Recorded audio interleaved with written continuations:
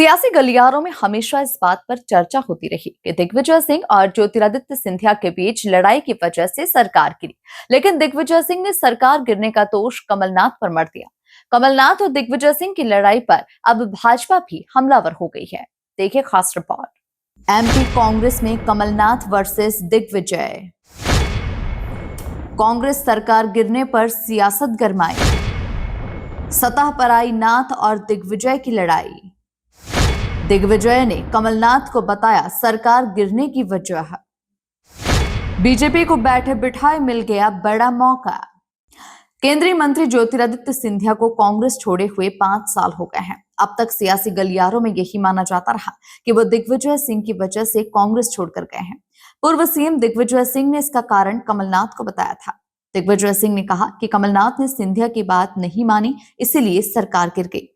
कमलनाथ ने इसका जवाब देते हुए कहा, सिंधिया को लगता था कि सरकार दिग्विजय सिंह चला रहे हैं, इसीलिए नाराजगी में उन्होंने कांग्रेस के विधायकों को तोड़ा और हमारी सरकार गिराई थी। दिग्विजय सिंह और कमलनाथ की लड़ाई पर बीजेपी अब हमलावर हो गई है। यही तो उस सरकार का तमाशा था। जनता यही तो पूछना चाहती थी कि सरकार एक्चुअल मुख्यमंत्री चला रहा है कि पर्दे के पीछे कोई दूसरा मुख्यमंत्री चला रहा है। और आज के जो नेता प्रतिपक्ष हैं और कल के उस समय के जो मंत्री थे उमंग सिंगार, उन्होंने यही तो कहा था कि पूरी सरकार रिमोट कंट्रोल से चल रही है और सारी सरकार दिग्विजय सिंह चला रहे हैं। रेत माफिया, शराब माफिया, खनन माफिया, और वो हो सकता है उद्योगपति भी उसी में से एक निकल कर आए हो। लेकिन अब पछतात होत क्या जब चिड़िया चुग गई खेत। जब आपने सिंधिया जी का सार्वजनिक अपमान किया, जब सिंधिया जी ने कहा कि लोकतंत्र पे हमने जनता से जो वादे किए हैं उन वादों को पूरा नहीं कर रही कमलनाथ जी की सरकार, तो कमलनाथ जी ने सिंधिया जी ने कहा कि मेरे को वादे पूरे करने के लिए सड़कों पर आना पड़ेगा। तो कमलनाथ जी ने कहा सड़कों पर आओ, खूब आओ। तो सिंधिया जी ने दिग्विजय सिंह और कमलनाथ जी की मंडली को पूरी सड़कों पर ला दिया। पर्दे के पीछे दिग्विजय सिंह खेल कर रहे थे।